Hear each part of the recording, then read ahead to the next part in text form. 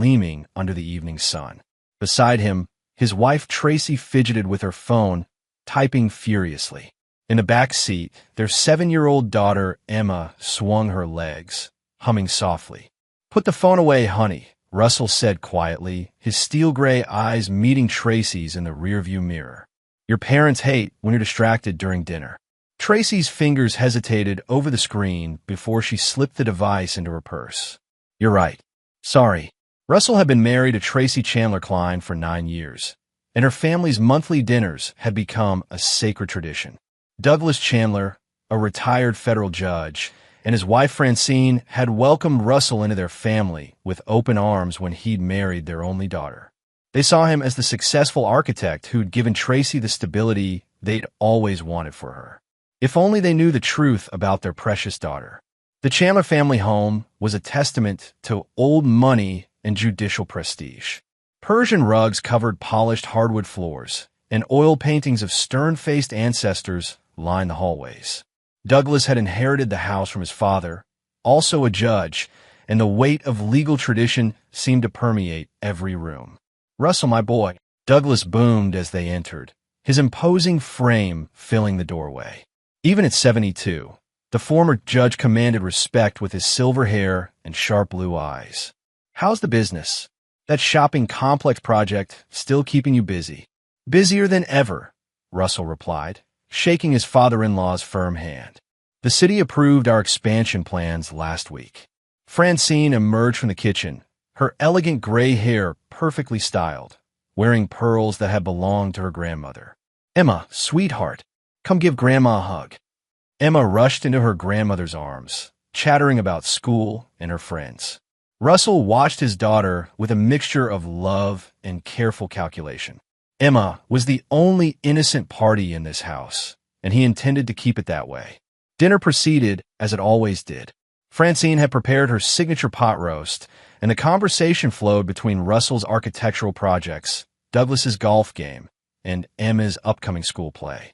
Tracy seemed more animated than usual, laughing at her father's stories and asking her mother about the book club. Russell observed everything with the precision of a man who'd learned to read people like blueprints. Tracy's nervous energy, the way she kept glancing at her purse, the slight flush in her cheeks when her phone buzzed during dessert. "Excuse me," Tracy said, standing abruptly. "I need to use the powder room." Russell nodded and continued his conversation with Douglas about property values. But part of his mind tracked Tracy's footsteps. She was heading upstairs, not to the downstairs bathroom. To text him, no doubt. Austin Hurley, personal trainer at Tracy's gym. 28 years old, all muscles and charm and empty promises.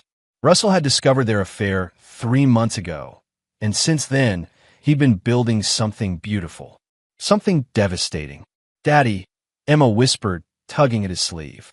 "I dropped my napkin." "Here, sweetheart." Russell handed her his own napkin and watched her crawl under the table to retrieve hers. That's when she saw it.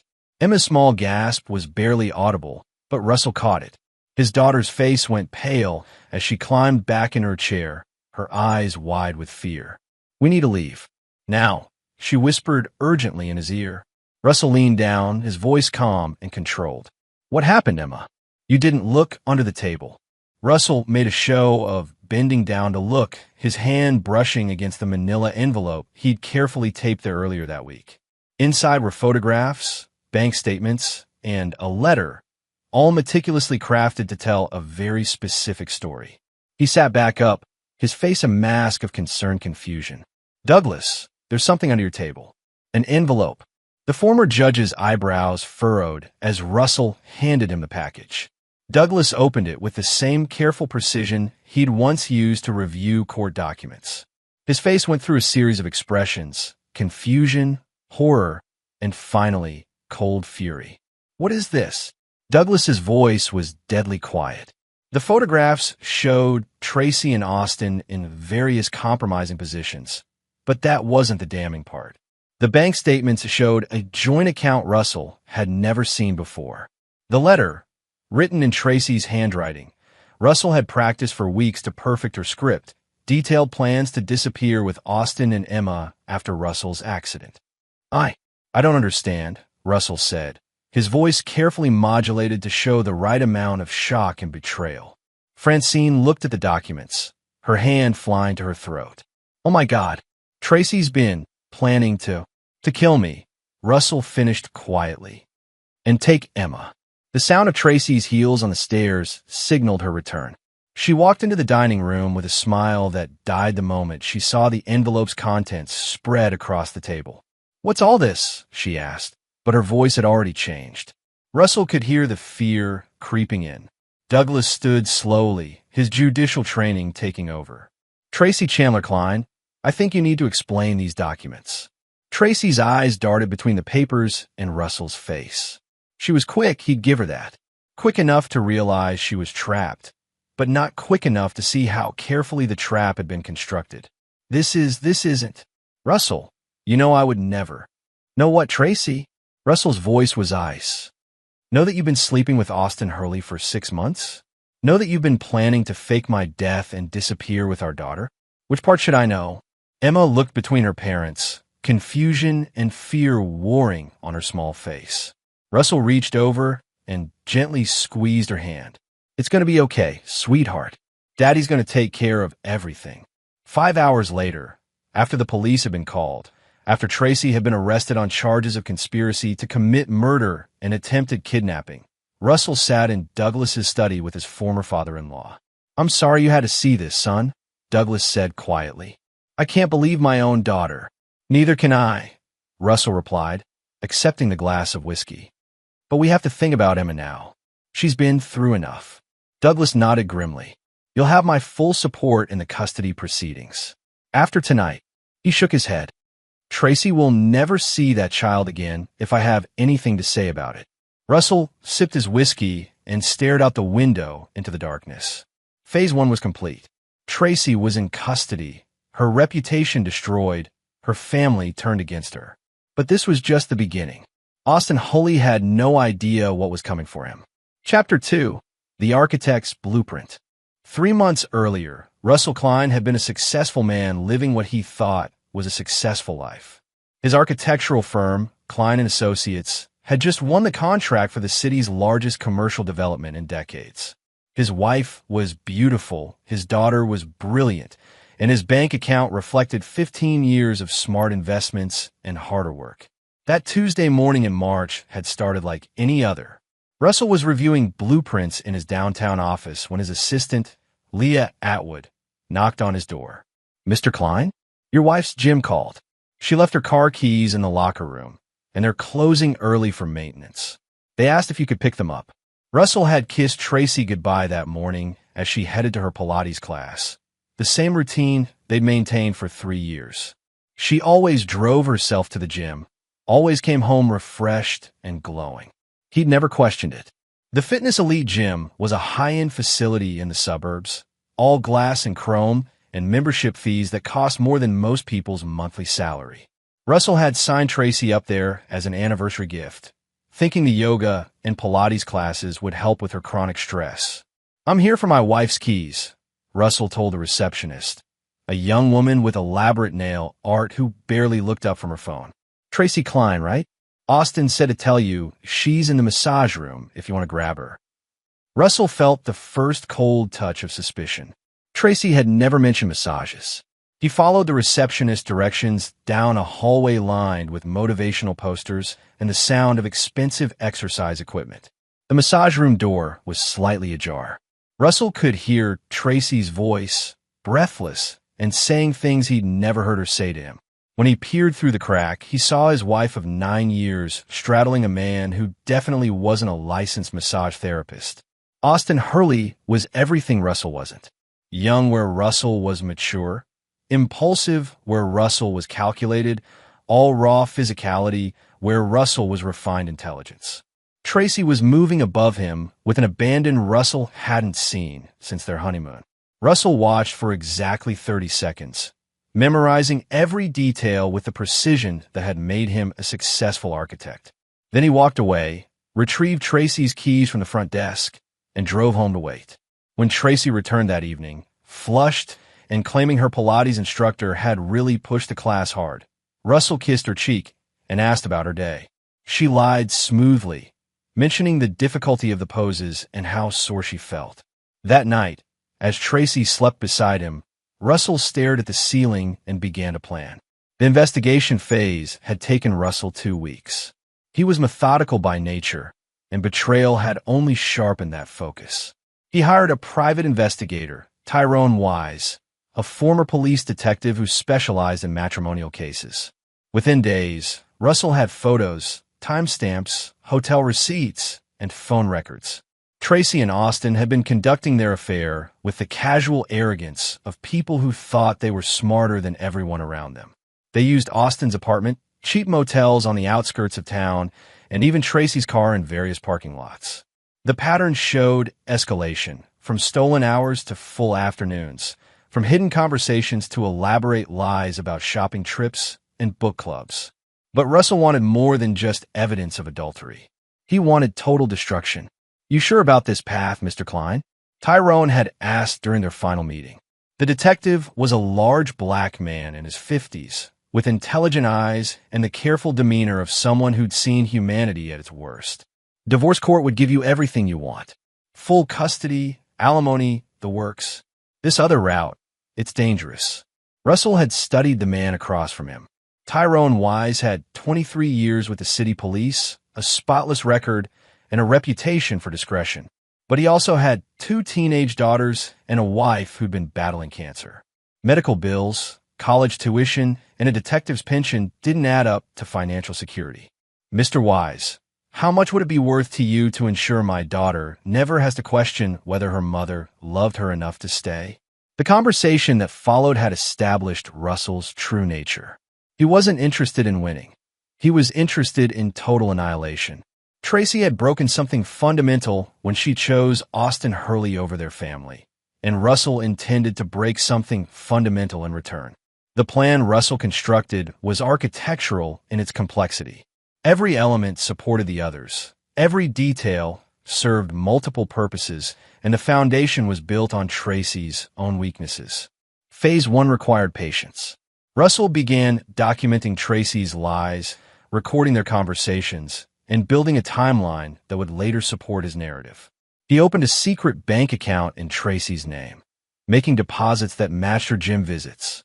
He practiced her handwriting until he could forge her signature flawlessly. Phase 2 involved Austin Hurley directly. Russell learned everything about the young man, his background, his debts, his dreams, his fears. Austin was from a working-class family in Ohio, had dropped out of college to pursue a fitness career, and was deeply in debt from a failed supplement business. He was exactly the kind of desperate man who might believe he'd found his meal ticket in a lonely suburban housewife. Russell began showing up at the gym, not to confront anyone, but to establish himself as a presence. He took out a membership, started working with a different trainer, and made friends with the staff. He learned the schedules, the routines, the gossip. "Austin's a good kid," the gym manager, Santos Keenan, had told Russell one evening. "Little naive, maybe. Falls for the hard luck stories, you know? Always trying to help people out of tight spots." Perfect. Austin was a rescuer, a white knight looking for damsels in distress. Tracy must have played that role beautifully. The neglected wife, the misunderstood woman trapped in a loveless marriage with a cold, successful husband. Phase 3 was the masterpiece. Russell planted the seeds of the idea slowly, carefully. A comment here about feeling threatened by a client. A mention there about updating his will. He let Tracy overhear a phone call about increasing his life insurance policy. The joint bank account required more finesse. Russell needed Tracy to believe she was being clever, that she was preparing for their future together without Russell's knowledge. He arranged for Austin to discover investment opportunities that required initial capital, then sat back and watched Tracy drain her personal accounts to fund them. The forged letter was Russell's crowning achievement. Written in Tracy's handwriting, it detailed plans for Russell's accident, complete with Austin's promise to help her start fresh somewhere else with Emma. The plan was plausible enough to be believable, but sloppy enough to be discovered. All Russell needed was the perfect moment to spring the trap. The dinner at his in-laws' house provided that moment. Douglas Chandler's judicial background would lend credibility to the discovery, and Francine's emotional reaction would eliminate any doubt about Tracy's guilt. Emma's innocent witnessing of the evidence would seal the case. As Russell sat in his home office the night before the dinner, reviewing the final details of his plan, he felt no guilt. Tracy had made her choice when she decided to betray their family. Austin had made his choice when he decided to pursue a married woman with a child.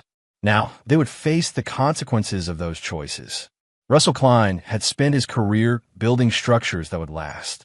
Tomorrow, he would demonstrate that he was equally skilled at tearing them down. Chapter 3. The Trap Springs. The holding cell at the city jail was nothing like the movies made it seem.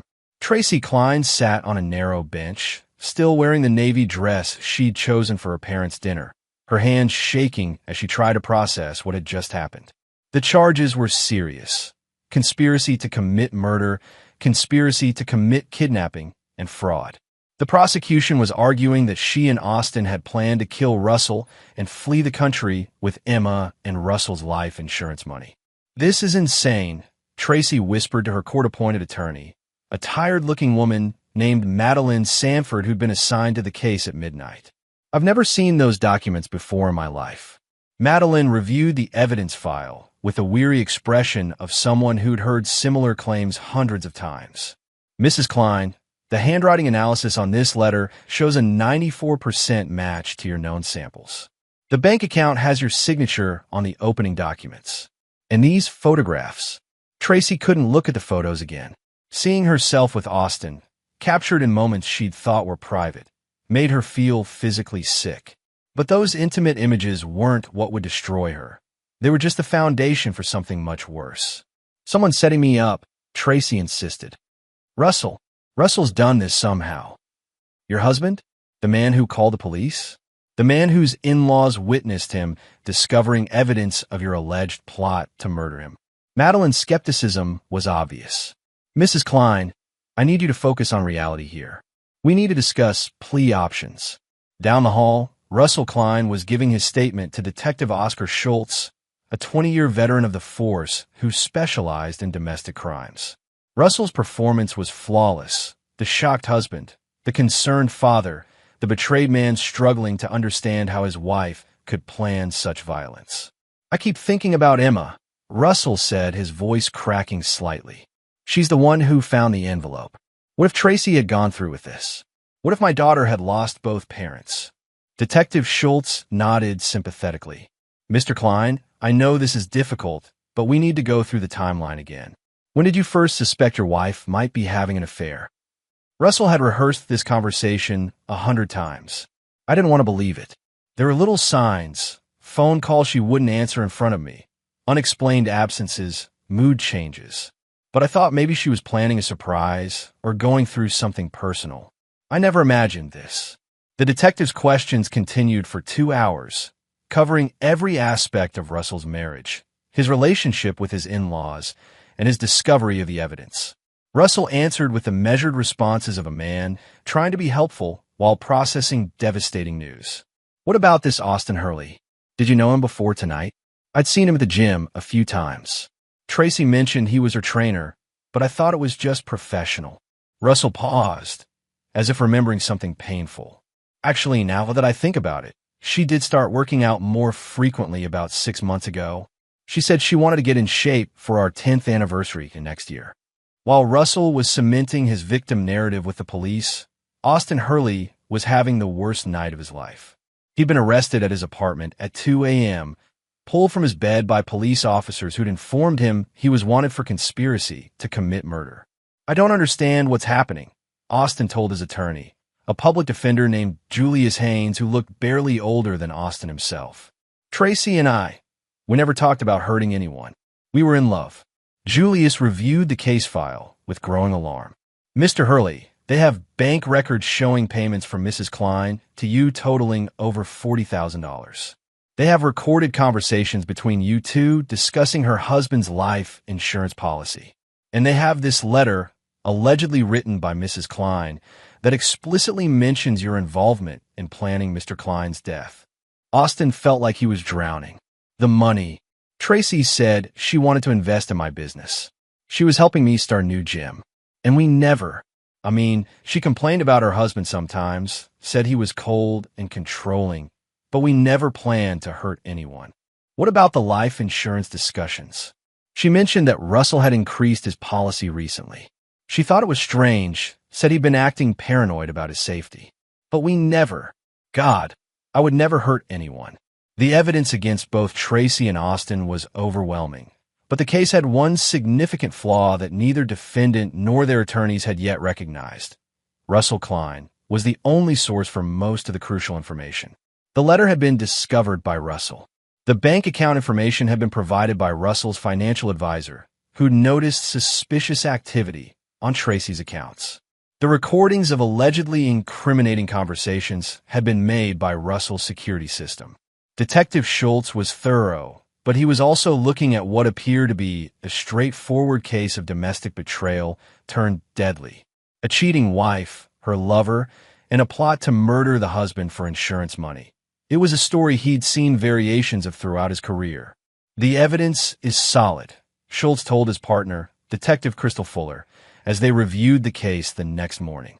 Klein's story checks out. The physical evidence supports everything he's told us, and both defendants have motive and opportunity. Fuller, a sharp-eyed woman in her early 40s, was more skeptical. Something feels too neat about this. The husband just happens to find all this evidence on the same night. His 7-year-old daughter just happens to spot the envelope under the table. Sometimes cases are straightforward, Fuller. Not everything's a conspiracy. Meanwhile, Russell was meeting with his attorney, Wendell Warren, a partner at the city's most prestigious law firm. Warren specialized in family law and had a reputation for protecting his clients' interests with ruthless efficiency. The criminal charges against your wife make the divorce proceedings much simpler, Warren explained. Full custody of Emma is virtually guaranteed, and given the circumstances, you'll likely be awarded the majority of marital assets. Russell nodded, playing the part of the grieving husband. I just want what's best for Emma. She's been through enough trauma already. Of course, we'll also need to discuss the life insurance policy you mentioned. Since Mrs. Klein won't be able to claim it due to her alleged plot, you'll want to update the beneficiaries. The insurance policy was another carefully constructed element of Russell's plan. He'd increased the coverage and made sure Tracy knew about it, planting the seed that would later support the prosecution's motive theory. By the end of the week, the local media had picked up the story. Suburban mom plotted husband's murder read the headline in the city paper, accompanied by photos of Tracy and Austin being led away in handcuffs.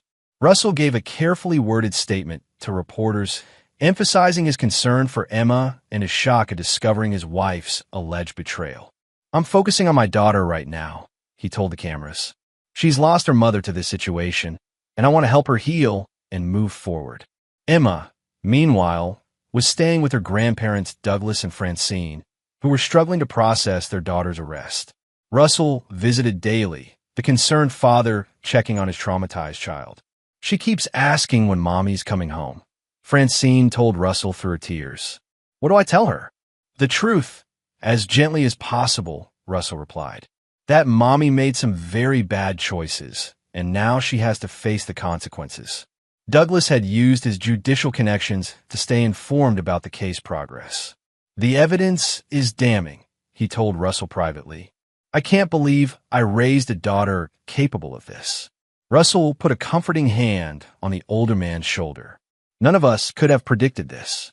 Tracy fooled us all. As the weeks passed, Russell's plan continued to unfold perfectly. Tracy and Austin were denied bail due to the severity of the charges. Their attorneys struggled to mount a defense against evidence that seemed ironclad. The media painted them as cold-blooded conspirators who'd plotted to destroy a family for money and lust. But Russell wasn't finished. Phase 1 had been about destroying Tracy and Austin legally and socially. Phase 2 would be about ensuring their complete and permanent ruin. The architect was just getting started. Chapter 4. Foundations Crumble. 6 weeks after the arrests, the case against Tracy Klein and Austin Hurley was proceeding exactly as Russell had designed. The prosecution, led by District Attorney Douglas Burnett, was confident they had enough evidence for first-degree murder conspiracy charges that could result in life sentences. Russell attended every hearing, playing the role of the devastated husband seeking justice. He sat in the front row, often holding hands with Emma when she accompanied him. The picture of a father protecting his child from the consequences of her mother's evil choices. Tracy looked increasingly desperate at each appearance. The designer clothes had been replaced by orange jumpsuits. The carefully styled hair hung limp and unwashed, and the confidence that had once defined her had evaporated entirely. She tried to catch Russell's eye during proceedings, but he looked through her as if she were already dead. Austin was faring even worse. The young man who'd been all swagger and charm was now a hollow-eyed shadow, his attorneys struggling to explain away the mounting evidence. His family had driven down from Ohio for the first hearing, but hadn't returned. The shame was too much. Russell's next move was surgical in its precision. He arranged to meet privately with Austin's attorney, Julius Haynes, at a coffee shop downtown. "I wanted to speak with you about your client," Russell said, sliding into the booth across from the young lawyer. "I think there might be a way to resolve this situation that serves everyone's interests." Julius looked suspicious. "Mr. Klein, I'm not sure it's appropriate for us to be having this conversation without my client present. I understand your concern, but I'm here as a father, not just a victim. Emma has been through hell, and I want to minimize her exposure to a lengthy trial." Russell leaned forward, his voice taking on the reasonable tone that had made him successful in business. "Your client was manipulated by my wife. I can see that now. Austin's young, naive, and he fell for an older woman's lies. Tracy convinced him I was abusive, didn't she? That she was trapped and needed rescuing." Julius shifted uncomfortably. Austin had indeed claimed that Tracy had painted her marriage as abusive, describing Russell as controlling and emotionally distant. "I'm willing to consider a plea arrangement," Russell continued. "Austin cooperates fully, testifies against Tracy about how she manipulated him into the relationship and planted the ideas about the insurance money. In exchange, I'll recommend that the prosecutor consider reduced charges." "And what exactly would you want my client to say?" Russell smiled coldly. "The truth. That Tracy was the mastermind, that she seduced him and gradually introduced the idea of getting rid of me. That he went along with it because he believed her lies about being abused." The meeting lasted an hour, and by the end, Julius was considering the proposal. Austin was facing life in prison, but if he testified against Tracy and accepted responsibility for being manipulated, he might see freedom again in 15 years. Russell's psychological warfare against Tracy was more subtle but equally devastating. He arranged for Emma to visit her mother in jail, but only under strict supervision and with carefully planned conversations. "Daddy says you made bad choices, Mommy," Emma said during one visit, her innocent words hitting Tracy like physical blows. "He says that's why you can't come home." Tracy tried to explain, to find words that would help her 7-year-old daughter understand that Mommy wasn't the monster everyone said she was. But how do you explain adultery and frame jobs to a child who still believes in fairy tales? "Sweetheart, Mommy loves you more than anything in the world," Tracy said through tears. "Sometimes grown-ups make mistakes, but I would never hurt Daddy. Never." Emma looked confused. "But Daddy showed me the letter you wrote. You said bad things about him." Tracy felt the walls closing in. Russell was using their daughter as a weapon, poisoning Emma's mind against her own mother with surgical precision. After each visit, Russell would debrief Emma carefully, framing the conversations in ways that supported his narrative. "Mommy seemed upset that we found her letter," Russell would say. "She probably wishes she hadn't written down her plans." Meanwhile, Russell was systematically destroying any potential support systems Tracy might have had. He reached out to her friends from the book club, the yoga class, and their neighborhood social circle. "I wanted you to hear this from me rather than the news," he told Rhonda Berger, Tracy's closest friend. "The police found evidence that Tracy and her friend were planning to kill me and take Emma." The reactions were predictably shocked. These were suburban women who lived comfortable lives insulated from serious crime. The idea that one of their own could be capable of murder conspiracy was incomprehensible. "I can't believe it," Rhonda said. Tracy never seemed. I mean, she complained about your work schedule sometimes, but planning murder? Russell's voice carried just the right note of betrayed confusion. I keep trying to understand how I missed the signs. How long was she planning this? How could I have been so blind? One by one, Tracy's friends abandoned her. The woman they'd known for years, the devoted mother, the volunteer at Emma's school, the neighbor who brought casseroles when someone was sick, was replaced in their minds by the monster depicted in the news. The isolation was complete when Russell met with Tracy's sister, Bonita Patrick, who lived 3 states away and had limited contact with the family. Bonita, I need you to know that I'm not trying to turn the family against Tracy, Russell said during their phone call. But Emma needs stability right now, and I can't have her exposed to people who might undermine her recovery from this trauma. The subtext was clear: support Tracy and lose access to Emma. Douglas and Francine Chandler were Russell's greatest allies in this campaign. The former judge's reputation and connections gave credibility to Russell's version of events, while Francine's maternal instincts focused entirely on protecting Emma from further harm. That girl is innocent in all this, Francine told her bridge club, her voice breaking. Russell is doing everything he can to shield her from the truth about her mother. The custody battle was swift and decisive. With Tracy facing murder conspiracy charges and being held without bail, Russell was awarded full custody with Douglas and Francine as approved caregivers when Russell traveled for work. But Russell wasn't content with legal victory. He wanted psychological destruction. He began visiting Austin in jail, using his status as the victim to gain access for what the guards believe were confrontation sessions meant to provide closure. She's blaming everything on you, Russell told Austin during their first meeting. Tracy's attorney is building a defense that portrays you as the predator who seduced her and planted the murder ideas. Austin looked haggard, his muscular frame diminished by jail food and stress. That's not true. Tracy, she said you were hurting her. She said she was afraid of you. Russell's expression remained calm, sympathetic even. Austin, I never laid a hand on my wife. We had problems, like any marriage, but violence was never part of our relationship. Tracy lied to you about that, just like she lied about everything else. I don't understand. Why would she? Because she's a narcissist who wanted everything.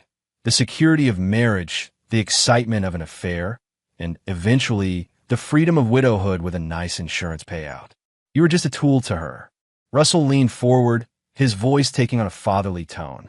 Son, you're 28 years old. You have your whole life ahead of you. Don't throw it away protecting a woman who was using you from day one. The seeds of doubt Russell planted grew over the following weeks.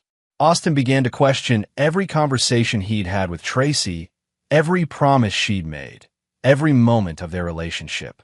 Had she really loved him, or had he been nothing more than a pawn in a larger game? When Julius Haynes presented the plea agreement that would require Austin to testify against Tracy, Austin was psychologically prepared to accept it. Russell's manipulation of the justice system was masterful.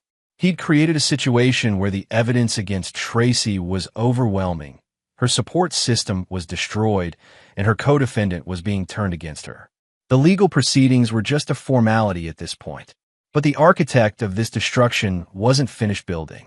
Phase 3 would ensure that even if Tracy somehow survived the criminal charges, she would have nothing left to return to.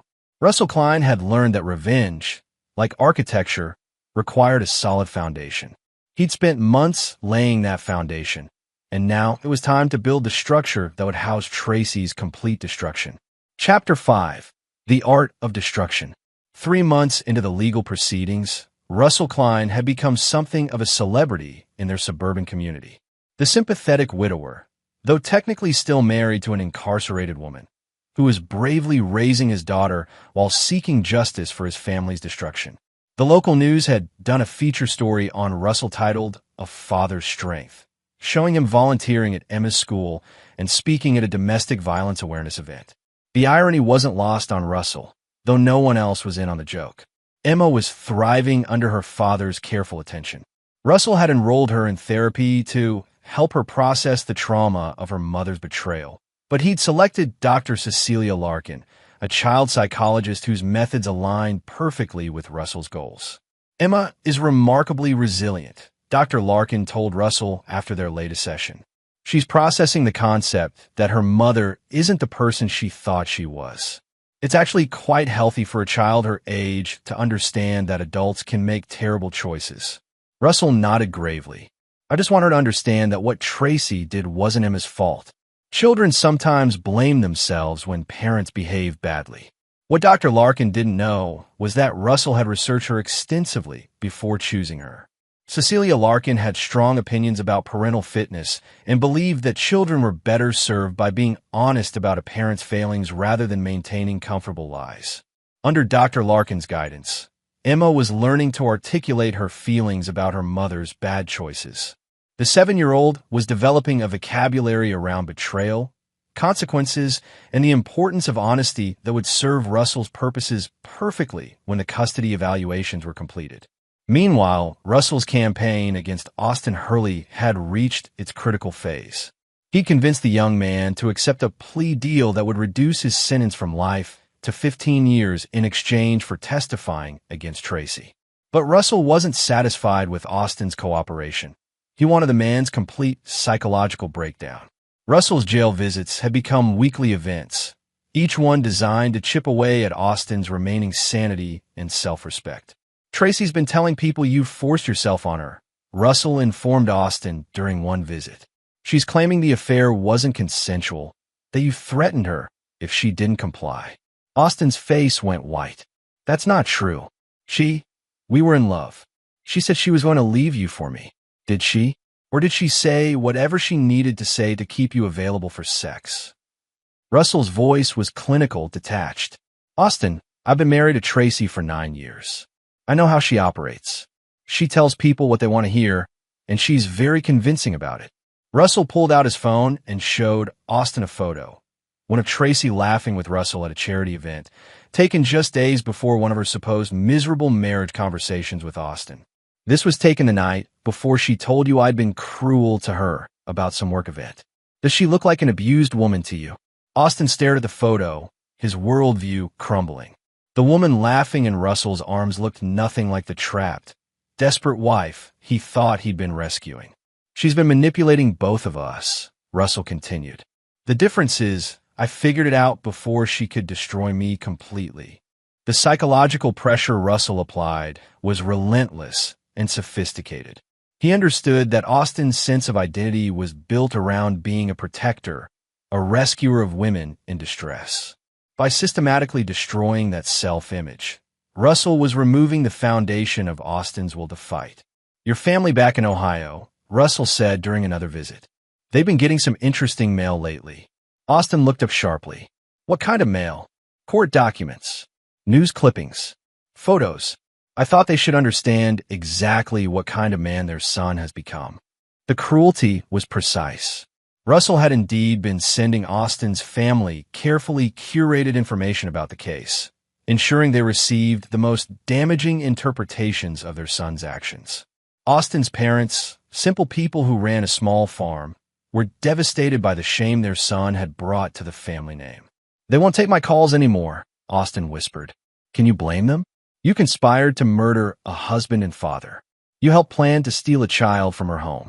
What parent wants to be associated with that? Russell's voice carried false sympathy. But it's not too late to do the right thing. Testify honestly about how Tracy manipulated you. Accept responsibility for your poor judgment, and maybe someday your family can forgive you. The plea negotiation was Russell's masterpiece of legal manipulation. He met with District Attorney Douglas Burnett to discuss the terms, positioning himself as the magnanimous victim willing to show mercy to the younger, more easily manipulated defendant. I don't want to see Austin's life completely destroyed, Russell told Burnett. He's young, and Tracy is an expert manipulator. If he's willing to tell the truth about how she seduced him into this scheme, I think justice will be served with a 15-year sentence. Burnett was impressed by Russell's apparent forgiveness. That's very generous of you, Mr. Klein. Most men in your position would want maximum sentences for both defendants. I'm thinking about Emma, Russell replied. A long trial with both defendants fighting the charges will be traumatic for her. If Austin pleads out and testifies against Tracy, we can resolve this more quickly. What Burnett didn't understand was that Russell wanted Austin's testimony because it would eliminate any chance of Tracy mounting a successful defense. With her co-defendant confirming the prosecution's narrative, Tracy would have no credible way to claim innocence. The strategy worked perfectly. Austin's attorney presented the plea deal as their best option, and after weeks of psychological pressure from Russell's visits, Austin was ready to accept any path that might lead to eventual redemption. The day Austin signed the plea agreement, Russell felt a deep satisfaction. Not because justice was being served, but because another piece of his architectural revenge was falling into place. Tracy's isolation was now complete. Her co-defendant had turned against her, her family had abandoned her, her friends had rejected her, and her daughter was being systematically reprogrammed to see her as a monster. But Russell's most devastating move was yet to come. He arranged a meeting with Tracy's defense attorney, Madeline Sanford, ostensibly to discuss a possible plea arrangement for Tracy as well. "My client maintains her innocence," Madeline told Russell in the courthouse conference room. She claims she's never seen these documents before, that the handwriting analysis is wrong, that someone is framing her. Russell nodded sympathetically. "Madeline, I understand that Tracy needs to maintain her innocence for psychological reasons. Accepting that she planned to murder me and kidnap Emma would probably break her completely. Are you saying you believe she's innocent?" "I'm saying that I loved Tracy for 9 years, and I want to believe that somewhere inside her is the woman I married. If she's willing to accept responsibility for the affair and the financial fraud, and if she agrees to relinquish all parental rights to Emma, I might be willing to consider supporting a plea to lesser charges." Madeline leaned forward, intrigued. "What kind of lesser charges?" "Fraud, conspiracy, reckless endangerment. Maybe she could be out in 7 to 10 years instead of life." But Russell's offer came with conditions that were designed to be unacceptable to any mother. Complete termination of parental rights, a restraining order preventing any contact with Emma, and a public admission of guilt that would destroy any remaining shred of her reputation. She'd never see her daughter again? Madeline asked. "Emma has been through enough trauma. Having a mother who conspired to murder her father isn't something a child should have to live with." When Madeline presented the offer to Tracy, the reaction was exactly what Russell had anticipated. "I'd rather die in prison than give up my rights to Emma," Tracy said through tears. "And I'm not admitting to crimes I didn't commit." The refusal was perfect for Russell's purposes. It would be presented to the jury as evidence of Tracy's continued selfishness and lack of remorse. What kind of mother would choose pride over a chance to someday have a relationship with her child? As Austin's testimony date approached, Russell made one final visit to the broken young man. "Tomorrow, you'll have a chance to tell the truth," Russell said. "To explain how Tracy manipulated you, how she played on your emotions, and convinced you to participate in her scheme." Austin nodded miserably. "I just want this to be over." "It will be," Russell assured him. "And Austin, when you're released in 15 years, you'll still be young enough to build a real life. A life based on honesty instead of lies." Russell left the jail feeling a deep sense of completion. The trial was a formality now. Tracy would be convicted, Austin would serve his reduced sentence, and Russell would emerge as the heroic survivor who protected his daughter from a mother's ultimate betrayal. But the architect wasn't quite finished with his blueprint. There was one final element to put in place, one last detail that would ensure his revenge was not just complete, but permanent. Russell Klein had always believed that the best structures were built to last forever. Chapter 6: The Perfect Witness. The morning of Austin Hurley's testimony arrived with the kind of crisp autumn weather that made Russell think of new beginnings. He dressed carefully for court, a navy suit that conveyed both professionalism and quiet grief, a tie that Emma had given him for Father's Day, and a wedding ring he still wore despite everything. Emma wouldn't be in court today. Russell had arranged for her to spend the day with her grandparents, carefully explaining that Mommy's friend would be talking to the judge about the bad things they'd planned together. The 7-year-old had nodded solemnly, her trust in her father's version of events absolute. The courthouse was packed with media and curious onlookers. The case had captured the public imagination. A beautiful suburban mother and her young lover plotting to murder her successful husband. It was the kind of story that sold newspapers and generated online discussions about the darkness lurking behind perfect picket fences. Russell took his usual seat in the front row, directly in Tracy's line of sight. She looked fragile in her orange jumpsuit, her once perfect blonde hair now grown out and showing dark roots. When their eyes met, he saw desperation there, and something else. A growing realization that the trap she was in had been constructed with architectural precision. Austin took the stand, looking like a different person from the confident personal trainer Russell had first observed at the gym. Prison had hollowed out his cheeks and dulled his eyes, but it was the psychological pressure that had truly broken him. District Attorney Douglas Burnett led Austin through his testimony with careful precision, each question designed to build the narrative of manipulation and murder conspiracy. Mr. Hurley, how did your relationship with Mrs. Klein begin? Austin's voice was barely above a whisper. She started coming to my classes at the gym. She seemed sad, lonely. She said her husband was cold, that he didn't appreciate her.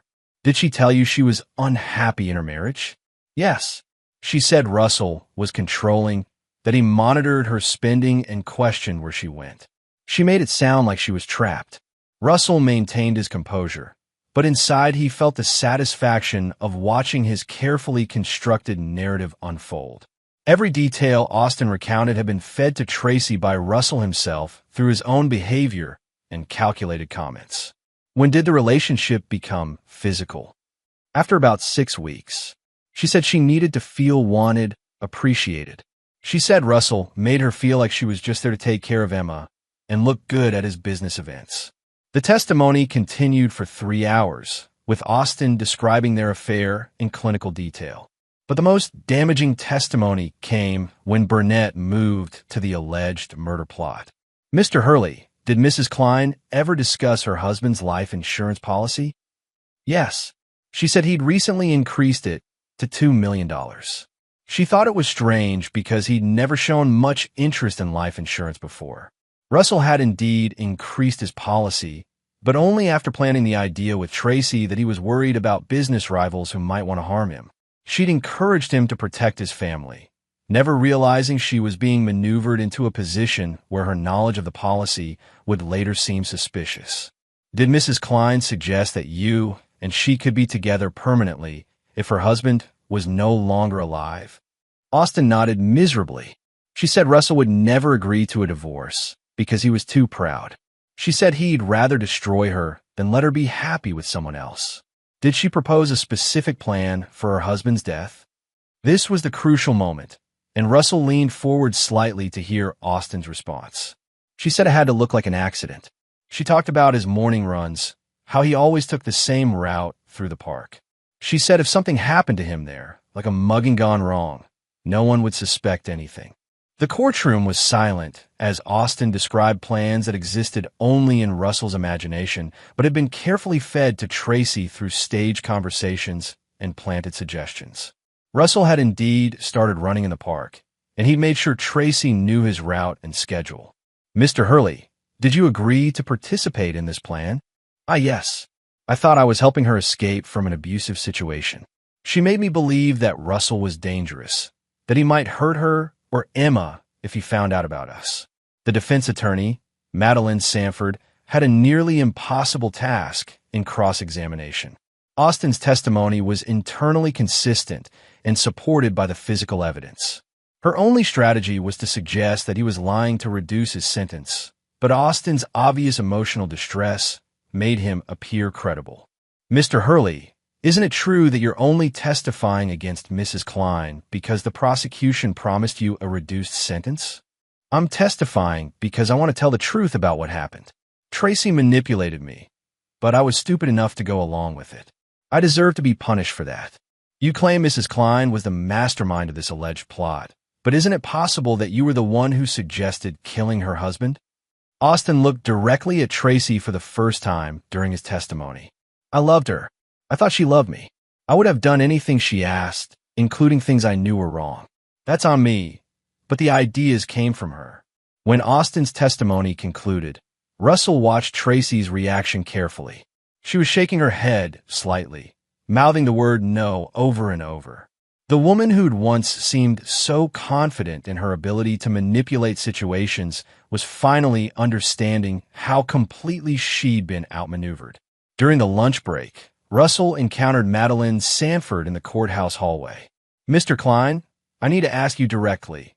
Are you certain my client is guilty of these charges?" Russell's expression was perfectly calibrated. "Madeline, I know this is difficult for you. Tracy can be very convincing when she wants something, but the evidence speaks for itself. The evidence that you discovered, the handwriting that matches hers, the bank account that has her signature, the conversations that happen to be recorded by your security system." Russell nodded sadly. "I wish none of this were true. I wish I could believe that someone else was responsible. But Tracy made choices that put our entire family at risk." What Madeline couldn't know was that every piece of evidence she'd mentioned had been meticulously crafted by Russell over months of patient work. The handwriting had been practiced until it was indistinguishable from Tracy's. The bank signatures had been forged using techniques Russell had learned from a former client who was a document examiner. The recordings had been edited and manipulated to support the narrative Russell wanted to tell. The afternoon session focused on the physical evidence, the letter, the bank records, the photographs. Each piece was presented as if it were an independent corroboration of Austin's testimony, when in reality all of it had been manufactured by the same architect. When court adjourned for the day, Russell approached the prosecutor. "How do you think it went?" he asked Burnett. "Very well. Austin was credible, and his testimony corroborates all our physical evidence. Your wife's attorney is competent, but she doesn't have much to work with." Russell nodded. "I just want this to be over. Emma needs closure, and frankly, so do I." That evening, Russell sat in his study reviewing the day's events with the satisfaction of a craftsman admiring his work. Austin's testimony had been perfect, detailed enough to be convincing, emotional enough to be sympathetic, and consistent enough to be unshakable. But Russell's masterpiece wasn't the testimony itself. It was the psychological manipulation that had made Austin believe every word he was saying. The young man genuinely thought Tracy had manipulated him into a murder plot because Russell had spent months convincing him that was the truth. The real genius of Russell's plan was that it contained enough elements of truth to be believable. Tracy had been unfaithful. She had complained about their marriage. She had known about the insurance policy. Austin had been willing to do anything to please her. Russell had simply taken those true elements and constructed a narrative around them that served his purposes. It was like architectural drafting. You start with the foundation of reality and build the structure you want on top of it. As Russell prepared for bed, he thought about the next day's proceedings. The prosecution would rest its case, and Madeline Sanford would begin her defense. But what defense could she mount against evidence that appeared ironclad and testimony that seemed heartfelt? Tracy's fate was sealed. She would be convicted of conspiracy to commit murder and sentenced to life in prison. Austin would serve his 15 years and emerge a broken man who would never fully recover from his role in destroying a family.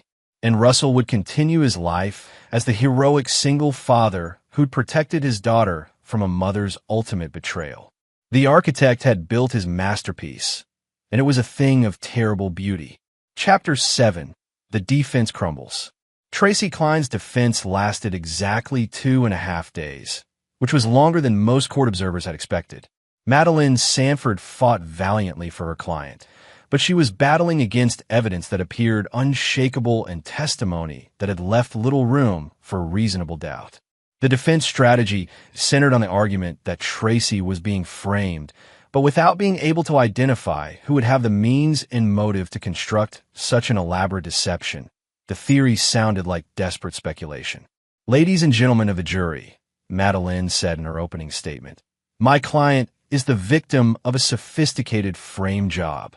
Someone with intimate knowledge of her life, her handwriting, and her daily routines has constructed a web of false evidence designed to destroy her." Russell sat in the gallery, his expression one of pained attention. To the observers, He appeared to be a man listening to his wife's attorney grasp at straws to avoid accountability. Only Russell knew that Madeline was actually closer to the truth than anyone else in the courtroom. The defense's first witness was a handwriting expert named Dr. Troy Piper, whom Madeline had hoped would cast doubt on the authenticity of the letter allegedly written by Tracy. Dr. Piper, in your analysis of a letter attributed to Mrs. Klein, did you find any evidence that it was forged? The handwriting is extremely consistent with known samples of Mrs. Klein's writing. However, there are some subtle anomalies that could suggest either forgery or writing under stress. District Attorney Burnett was ready for this line of defense. Dr. Piper, isn't it true that handwriting can change when someone is writing about emotionally charged subjects? Yes, stress and emotional state can affect handwriting characteristics. And if someone were planning to murder their spouse, that would certainly qualify as an emotionally charged situation, wouldn't it? The expert had to agree, and Russell watched Madeline's first line of defense crumble under cross-examination. The defense's second witness was Tracy's sister, Bonita Patrick, who testified via video link from her home in Kansas. Madeline had hoped Bonita would provide character testimony that would make the murder conspiracy seem implausible. Ms. Patrick, in your experience with your sister, have you ever known her to be violent or vindictive? Never. Tracy was one of the gentlest people I know. She wouldn't hurt a fly. But Burnett's cross-examination revealed that Bonita hadn't spoken to Tracy in over 6 months and had no knowledge of her marriage problems or the affair. Ms. Patrick, when was the last time you had a meaningful conversation with your sister about her marriage? It's been, well, probably over a year. We don't talk very often. So you wouldn't know if Mrs. Klein was unhappy in her marriage or if she was having an affair? No, I suppose I wouldn't. Russell had deliberately limited Tracy's contact with her extended family over the years, subtly discouraging visits and phone calls. By the time of the trial, no one in Tracy's family had enough recent knowledge of her life to provide meaningful character testimony. The defense's most desperate move was putting Tracy herself on the stand. Russell had been waiting for this moment, curious to see if his wife would finally understand the scope of what had been done to her. Tracy was sworn in wearing the same orange jumpsuit she'd worn for months, but Madeline had arranged for her to have her hair done by the jail's beautician. She looked more like the woman Russell had married, which made her claims of innocence seem more credible. Mrs. Klein, did you write the letter that allegedly details a plan to kill your husband? No, I did not. I've never seen that letter before in my life. Did you open a secret bank account to fund a murder plot? No. I opened an account to help Austin with his business plans, but there was never any discussion of hurting Russell. Did you have an affair with Austin Hurley? Tracy's voice broke slightly. Yes, I was unfaithful to my husband, and I regret that deeply, but I never wanted to hurt him. Russell watched Tracy's testimony with professional interest. She was actually quite good on the stand, sincere, remorseful about the affair, but adamant about her innocence regarding the murder plot. If the physical evidence hadn't been so damning, she might have been believable. Mrs. Klein, Austin Hurley testified that you approached him with the idea of killing your husband. Is that true? No, it's not true. Austin is lying to save himself. I loved him, and I thought he loved me, but he's willing to destroy me to reduce his sentence. Madeline was building toward her closing argument theme, that Austin was the real mastermind who had manipulated Tracy, not the other way around. It was a reasonable strategy given the circumstances, but it required the jury to believe that Austin's emotional breakdown on the stand had been an act. The cross-examination was where Russell's planning truly shone. District Attorney Burnett had been thoroughly prepared for every possible defense strategy. Mrs. Klein, you admit you lied to your husband about your whereabouts for months during your affair? Yes. You admit you took money from your family's accounts to give to Mr. Hurley without your husband's knowledge? Yes, but it was for his business, not for any murder plot. You admit you discussed your husband's life insurance policy with Mr. Hurley? I mentioned it, yes, but not in the context Austin described. So you're admitting to systematic deception, financial fraud, and intimate discussions about your husband's death benefit with your lover, but you want the jury to believe you drew the line at murder? Tracy's credibility crumbled under the weight of her admitted lies and deceptions. Even her claims of innocence regarding the murder plot seemed less believable when viewed against the pattern of dishonesty she'd established in other areas. Russell's favorite moment came when Burnett questioned Tracy about her knowledge of Russell's daily routines. "Mrs. Klein, your husband testified that you encouraged him to increase his life insurance because you were concerned about his safety. Is that true?" "Yes, I was worried about him. He'd been working on some controversial projects, and he mentioned that some people weren't happy with his designs." "And you knew he was running route through the park?" "Of course. We discussed it many times. I worried about him running alone so early in the morning." What Tracy didn't realize was that by confirming her knowledge of Russell's routines and her encouragement regarding the insurance, she was corroborating key elements of the prosecution's case. Russell had fed her those concerns about his safety specifically so she would later appear to have inside knowledge that supported the murder plot.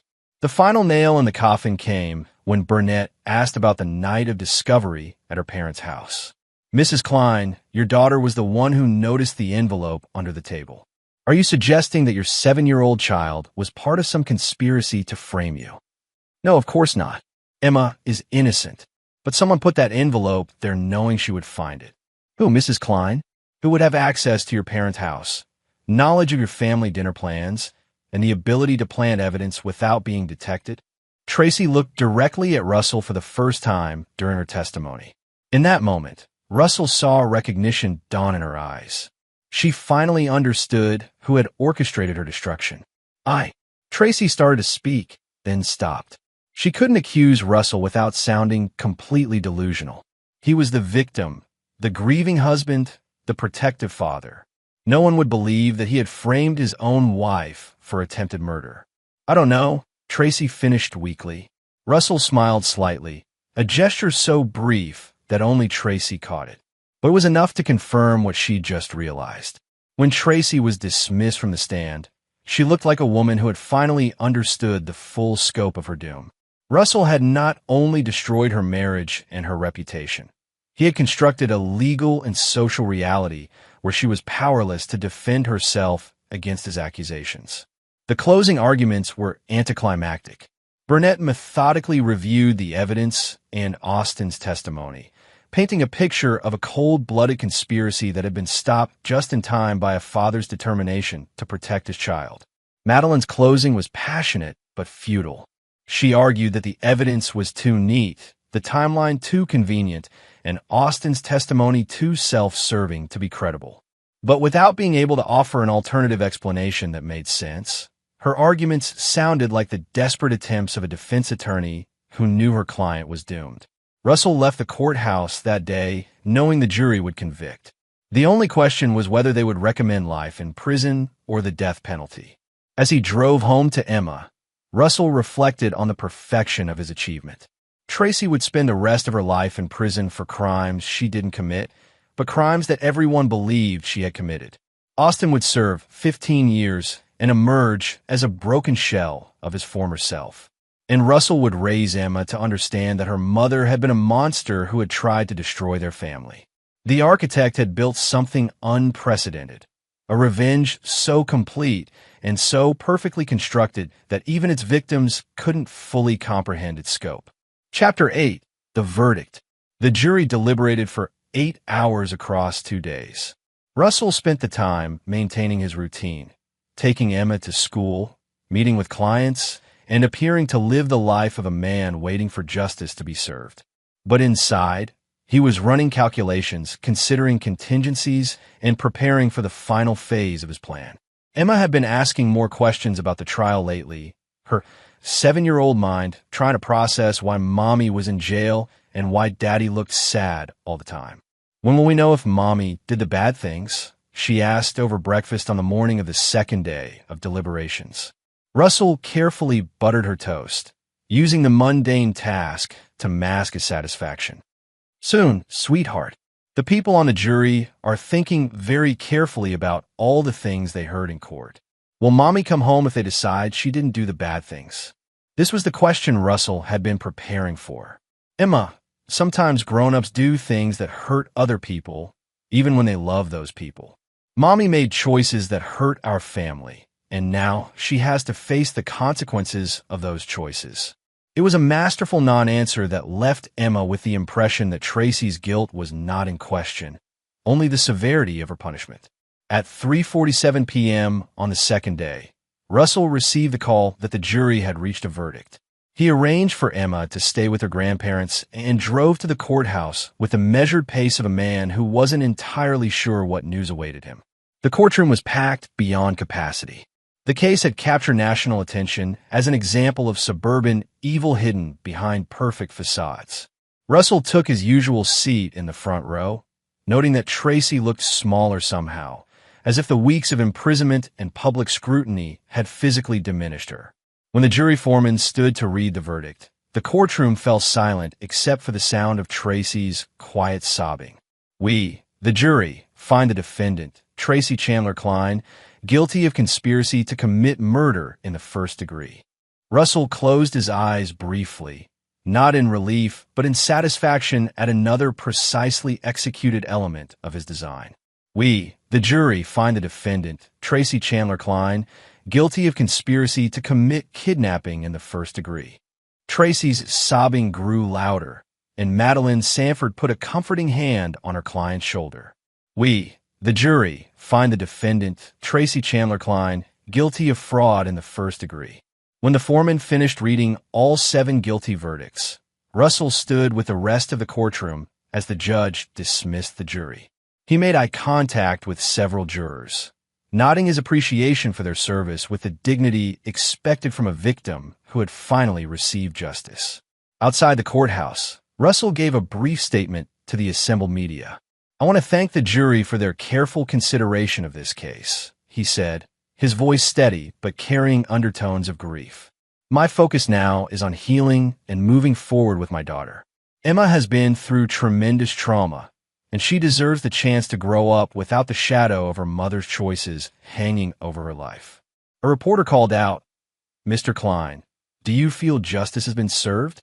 Russell paused, as if considering the weight of the question. "Justice for our family means that Emma will grow up safe, knowing that her father will always protect her from people who would harm her. In that sense, yes, justice has been served." The sentencing hearing was scheduled for 3 weeks later, giving Russell time to prepare for the final act of his revenge. During those weeks, he met with victim impact coordinators, drafted his statement for the court, and continued the delicate work of reshaping Emma's understanding of her family's history. He also made one final visit to Austin Hurley, who was awaiting transfer to state prison to begin serving his 15-year sentence. "I wanted to see you before you were transferred," Russell told the broken young man, "to thank you for telling the truth about what Tracy did to both of us." Austin looked up with hollow eyes. "I keep thinking about how she played me, how she made me believe I was saving her when really she was using me to help plan your murder." Russell nodded sympathetically. "Tracy is an expert manipulator. If it makes you feel any better, she fooled me for 9 years before I started to see who she really was. Do you think she ever loved me at all?" The question was pathetic in its neediness, and Russell almost felt sorry for the man he'd systematically destroyed. "Almost. I think Tracy loves only herself," Russell said. "Everyone else is just a tool to get what she wants." When Russell left the jail that day, he knew Austin would spend the next 15 years replaying their conversations, becoming more convinced with each passing year that he had been the victim of a master manipulator rather than the unknowing pawn in someone else's game of revenge. The sentencing hearing drew an even larger crowd than the verdict. Russell had prepared a victim impact statement that he'd practiced until every pause and inflection conveyed the perfect balance of pain and strength. "Your Honor," Russell began, his voice carrying to every corner of the packed courtroom, "Tracy Klein was my wife for 9 years and the mother of my daughter. For most of that time, I believed I knew who she was. I thought I was married to a loving woman who shared my values and my commitment to our family." Russell paused, looking directly at Tracy for the first time since the trial began. "The woman sitting before you is a stranger to me. The Tracy I thought I married would never have betrayed our family. She would never have conspired to murder the father of her child. She would never have planned to steal our daughter from the only stable home she's ever known. Tracy was crying openly now, but Russell continued with clinical precision. Emma asked me every day when Mommy is coming home. How do I tell a 7-year-old that Mommy planned to kill Daddy? How do I explain that the person she trusted most in the world was willing to destroy her family for selfish desires? Russell's voice broke slightly, a calculated display of emotion that had taken weeks to perfect. Your Honor, I'm not asking for vengeance. I'm asking for protection. Emma needs to grow up knowing that the people who claim to love her will never betray that trust. She needs to understand that actions have consequences, and that even people we love must be held accountable when they choose evil over good. When Russell finished his statement, there wasn't a dry eye in the courtroom. He had painted himself as the noble victim, Tracy as the manipulative predator, and Emma as the innocent child who needed protection from her own mother. Judge Wendell Warren, no relation to Russell's attorney, had presided over hundreds of sentencing hearings, but this case had clearly affected him personally. Mrs. Klein, the judge said, his voice heavy with disgust, you have committed crimes that strike at the very foundation of family and society. You betrayed your husband's trust, endangered your child's welfare, and conspired to commit the ultimate crime against the man who provided for and protected you. Tracy tried to speak, to offer some final plea for mercy or understanding, but the judge cut her off. You had every opportunity to choose a different path. You could have sought marriage counseling, filed for divorce, or simply ended your affair and recommitted to your family. Instead, you chose murder and kidnapping as solutions to your marital problems. Russell watched Tracy's face as the judge pronounced sentence. Life in prison without the possibility of parole for the murder conspiracy, 25 years for the kidnapping conspiracy, and 10 years for fraud, all sentences to run consecutively. Tracy Klein would die in prison. As the bailiffs led Tracy away in shackles, she looked back at Russell one final time. In her eyes, he saw complete understanding of what had been done to her, and complete helplessness to change it. Russell left the courthouse that day as a widower, though technically still married to a woman who would spend the rest of her life in a maximum security prison. Emma would grow up believing her mother was a monster who had tried to destroy their family. That evening, Russell sat in his study reviewing architectural plans for a new project while Emma played in the next room. The life he'd constructed around them was perfect now.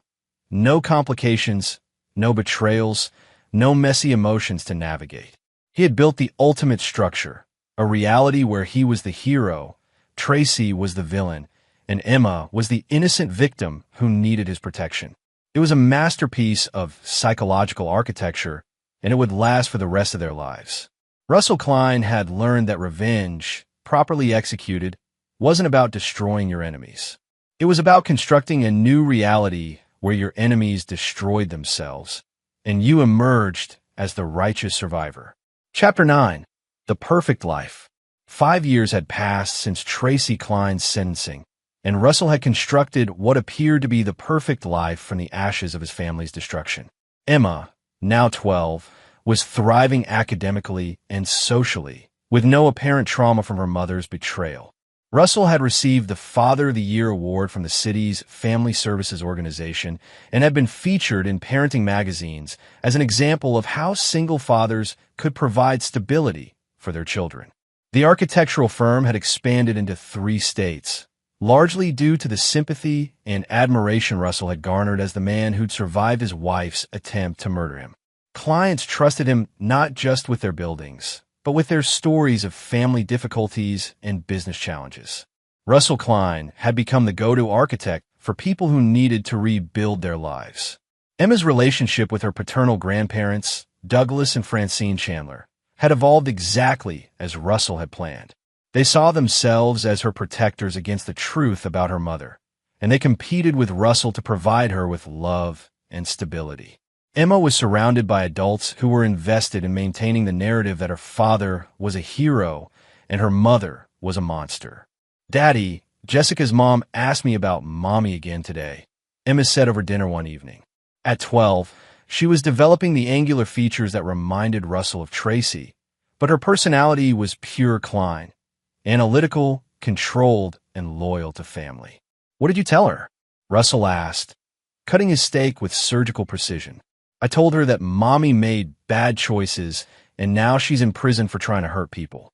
Jessica's mom said she was sorry, and I told her it was okay because you take better care of me than Mommy ever did.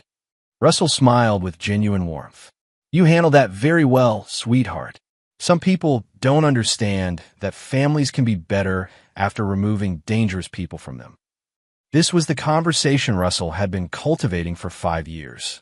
Emma didn't remember her early childhood with Tracy clearly, and the narrative Russell had constructed had replaced most of her positive memories. In Emma's mind, her mother had always been unstable, selfish, and potentially dangerous. The few times Emma asked about visiting Tracy in prison, Russell had gently explained that it wouldn't be healthy for either of them.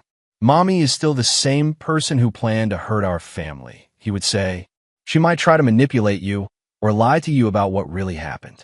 My job is to protect you from that kind of psychological damage. Emma had stopped asking about visits years ago. Russell's social life had evolved as well.